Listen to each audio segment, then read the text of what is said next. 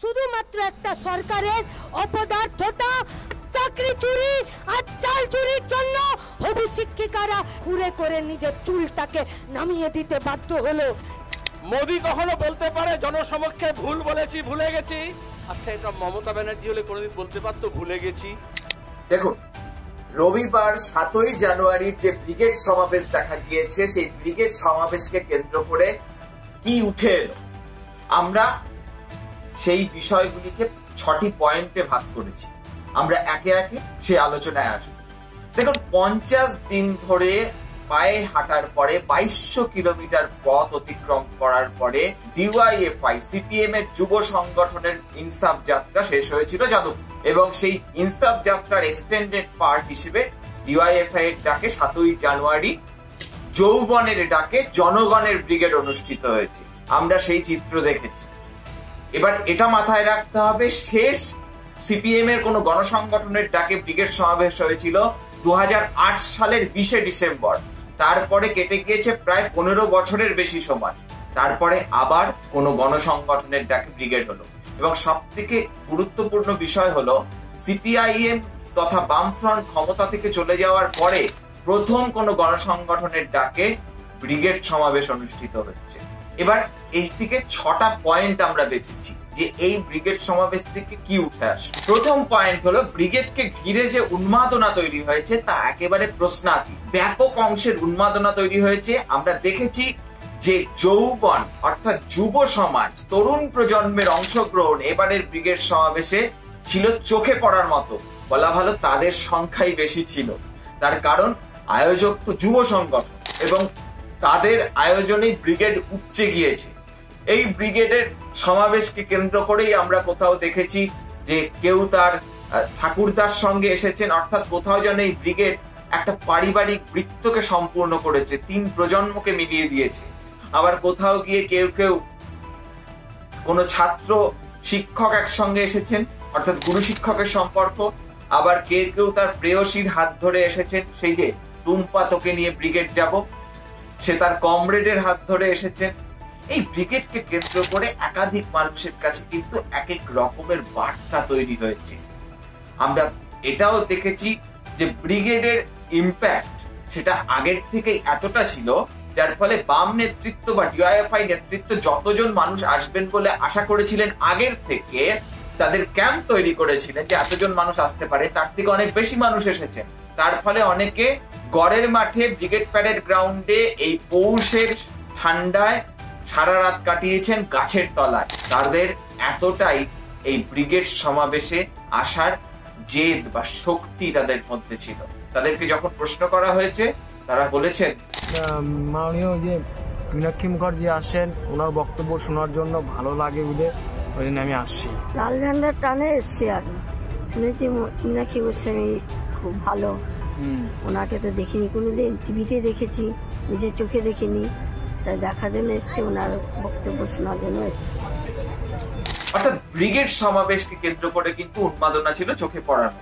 এবার দ্বিতীয় পয়েন্ট যদি আমরা ধরি, সিপিএম এর বঙ্গ ব্রিগেডে তরুণ প্রজন্মের নেতৃত্বের রাজনৈতিক অভিষেক হলো বলা ভালো। আমরা জানি 2011 সালে সিপিএম ক্ষমতা থেকে চলে যাওয়ার পরেও প্রায় দীর্ঘ 1 যুগ ধরে সিপিএম কে শুনে আসতে হয়েছে সিপিএম তো বৃদ্ধতন্ত্রে আক্রান্ত, সিপিএম বুড়োদের দল, সিপিএম বয়স্ক পাকা চুলের দল। কিন্তু আনুষ্ঠানিকভাবে এই 7ই জানুয়ারির ব্রিগেড সমাবেশের মধ্য দিয়ে সিপিএম প্রমাণ করলো যে না, আমরা বৃদ্ধতন্ত্রে আর নেই, আমরা পাকা চুলের দল আর শুধু নেই, আমরা নতুন যৌবনের দূত। অর্থাৎ নতুন যৌবনের দূতেরাই যে আগামী নেতৃত্ব, তাদের রাজনৈতিক অভিষেক করে দিল বঙ্গ সিপিএম এর নেতৃত্ব, বা বলা ভালো আলিমউদ্দিন স্ট্রিটের নেতারা। একই সঙ্গে আমরা এটাও দেখতে পেলাম যে এই তরুণ প্রজন্মের নেতৃত্বের মধ্যে যে অভিজ্ঞতা তৈরির ক্ষেত্রে সিপিএম এর নেতারা তাদের গাইডেন্স দিলেন, সেটা ব্রিগেড পরিচালনা হোক বা বিভিন্ন ক্ষেত্রে যেভাবে পাশে থেকে আগলে রাখলেন, পরামর্শ দিলেন, সেটাও কিন্তু বামপন্থী রাজনীতির ক্ষেত্রে ইতিবাচক।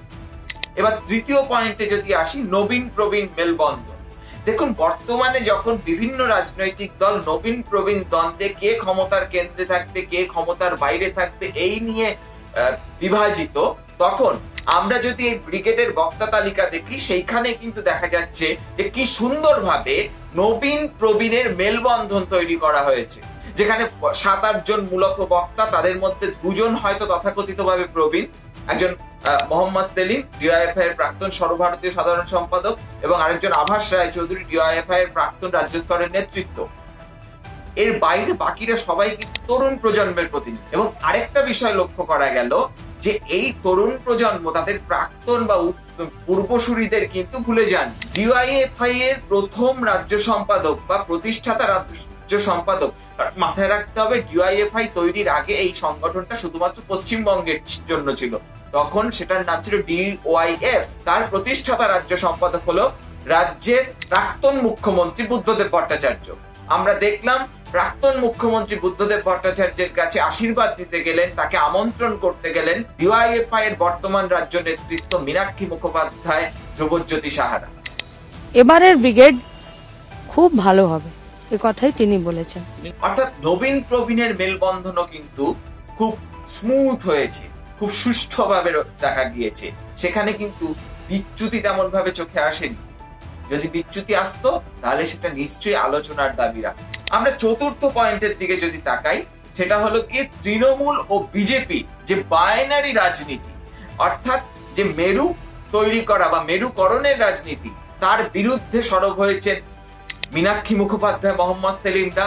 তৃণমূলের দুর্নীতি, একাধিক তৃণমূলের বিরুদ্ধে যে দুর্নীতির অভিযোগ, বেকারত্ব বা বিজেপি সরকারের বিরুদ্ধে যে বেকারত্বের অভিযোগ বা বিভিন্ন সাম্প্রদায়িক রাজনীতির অভিযোগ রয়েছে, তার বিরুদ্ধেও কিন্তু সরব হয়েছেন মীনাক্ষী মুখোপাধ্যায় এবং মোহাম্মদ সেলিমরা।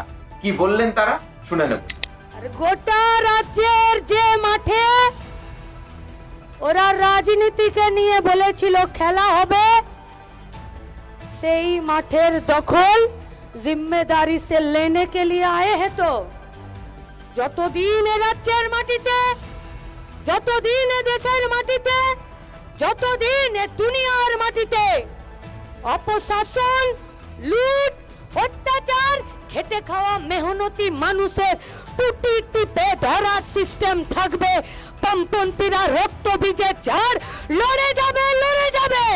এর শর্ত হবে কাজ, লড়াইয়ের শর্ত হবে রুটি, লড়াইয়ের শর্ত হবে রুচি, লড়াইয়ের শর্ত হবে স্বচ্ছতা। গর্ধব অকাট মূর্খরা বলে বামপন্থীরা শূন্য, अरे उसका जीरो का भाव भी पता नहीं है। শুধু জিরোরা যদি রাস্তার দখলের কথা বলে, আসলে ওরা বামপন্থীদের শক্তিকে ভয় পায়। তো আসল কাজই হলো যে কোটা সিস্টেমটার বদল করার, তাই সিস্টেম বদলের লড়াইয়ে আছে। আমরা আমাদের শহীদ কমরেডদের লাশকে বয়েছি, এখনো তাকালে চোখের সামনে মইদুলকে দেখতে পাই 16 জন পুলিশ মিলে পিটিয়ে মেরেছিল। এখনো প্রথম সালেম খানের মিডিয়ার মাধ্যমে তার আর্তনাদটা কানে বারবার উঠে আসে। এখনো অমলা মণ্ডল, বিদ্যুৎ মণ্ডলের শহীদ বেদিতে মালা দিতে গিয়ে पैर लड़खड़ा कर जब गिर जाता है रोते रोते, সেই পায়ের ভাঁজটা এখনো পর্যন্ত বুকের কাছে আছে। আপনাদেরকে শুধু আমরা বলতে পারি লাল সেলাম, আর আপনাদেরকে আমরা কথা দিতে পারি যে সাহসে, যে আশায়, যে প্রত্যাশায় এবং যে লড়াইয়ের মেজাজে মাটিতে টিকে থাকার জন্য আপনারা এই লড়াইকে সাহায্য, সমর্থন আর এগিয়ে নিয়ে যাবার রাস্তা দেখেছেন, আমরা আপনাদেরকে কথা দিতে পারি এই লড়াইয়ের মাটি থেকে 1 ইঞ্চি জায়গা আমরা ছেড়ে দেব না। শুধুমাত্র একটা সরকারের অপদার্থতা, চাকরি চুরি আর চাল চুরির জন্য হবু শিক্ষিকারা তার জীবনের, তার শরীরের সবথেকে বড় সুন্দর অংশটা সেটা অন ক্যামেরা ঘুরে করে নিজের চুলটাকে নামিয়ে দিতে বাধ্য হলো। তার চোখের জলের জিম্মেদারি নেই লেঙ্গে আপ লোক, নেবেন না? দাবি কি? কাজ দিতে হবে। আমাদের দাবি কি? কারখানা বানাতে হবে। আমাদের দাবি কি? লুট বন্ধ করতে হবে। আমাদের দাবি কি? দেশকে বাঁচাতে হবে। তাই তো তিরঙ্গা রেখেছি। নতুন বোতলে পুরনো মদের মতন সব তৃণমূলের নেতাগুলো ভাগাড়ে বিজেপির দিকে গেছে। 2024-এর লোকসভার ইলেকশনে হ্যাঁ 2910 কিলোমিটার হেঁটে গরিব খেটে খাওয়া মেহনতি মানুষ আমাদের পথযাত্রীরা যারা হেঁটেছেন, যারা তেজ দেখিয়েছেন, যারা সাহস দেখিয়েছেন, যারা দৃঢ়তা দেখিয়েছেন, তাদের সাথেই আমরা একথা গোটা রাজ্যের বুকে কান পেতে শুনেছি। কারা যাবে? আমাকে ফ্রিতে দেখতে পাবে তাই তুমি আমাকে ভোট দাও। আমি দেখতে ফর্সা তাই তুমি আমাকে ভোট দাও। আমি ঠোঁটে লিপস্টিক লাগাতে পারি তাই তুমি আমাকে ভোট দাও। আমি একটু দেখতে সুন্দর তাই আমাকে ভোট দাও। अरे कौन लोग जाते हैं? বাসুদেব আচার্য, মোহাম্মদ সেলিম সহ এক গোটা রাজ্যের যারা বামপন্থীরা ছিলেন, যারা বিধানসভার ভেতরে पार्लियामेंटेर ভেতরে যেতেন, उन लोगों का दम नहीं होता कि एनआरसी के बारे में बात करने के लिए। ওদের দম হতো না আমাদের 100 দিনের কাজের টাকাকে লুট করার, ওদের দম হতো না আমাদের আবাস যোজনার ঘরের টাকা লুট করার, ওদের দম ছিল না চাকরি বিক্রি করে দেবার। এখানে কমরেড মীনাক্ষী আপনাদের সামনে বক্তৃতা করছিল, বলতে বলতে উত্তেজনায় কাজী নজরুল ইসলামের বিদ্রোহী কবিতা থেকে উদ্ধৃতি দিতে গিয়ে রণক্লান্ত তো কিন্তু শান্ত হবে না, বলল ভুলে গেছি। আচ্ছা, এটা মমতা ব্যানার্জি হলে কোনোদিন বলতে পারতো ভুলে গেছি? মোদি কখনো বলতে পারে জনসমক্ষে ভুল বলেছি, ভুলে গেছি? কোন দক্ষিণপন্থী, কোন স্বৈরতন্ত্রী, কোন ফাসিস্ট কখনো ভুল স্বীকার করে না। বামপন্থীরা পারে। সোজা কথা বলি, চোরকে চোর বলতে, গুন্ডাকে গুন্ডা বলতে, সাম্প্রদায়িককে সাম্প্রদায়িক বলতে, দুর্নীতিবাজকে দুর্নীতিবাজ বলতে, ভাওতাবাজকে ভাওতাবাজ বলতে বামপন্থা কখনো ভয় পায়নি, কখনো ভয় পাবে না। হবে লড়াই। আমি পেছন ফিরতে পারছি না। ডিএফ এর সাদা ঝান্ডার মধ্যে লাল তারা আছে, আসলে এটা হচ্ছে ধ্রুব তারা, লক্ষ্য, মঞ্জিল, মকসদ। লাল তারা মানে যখন কম্পাস ছিল না, এই মোবাইল ছিল না, গুগল ছিল না, লোকে নিজের পথ যাতে ভুল না হয়, লক্ষ্য যাতে স্থির থাকে, ঠিকানা যাতে ঠিক থাকে, এই জন্য তারা থেকে নিজের পথ ঠিক করে নিত। আজকেও বাংলার যৌবনকে তার লক্ষ্যকে ঠিক রাখার জন্য এই লাল তারাকে মনে থাকবে তো। মীনাক্ষী ধুবরা এখানে বলল লড়াই জারি থাকবে। ইনসাফ যাত্রা ব্রিগেডে এসে শেষ হয়নি।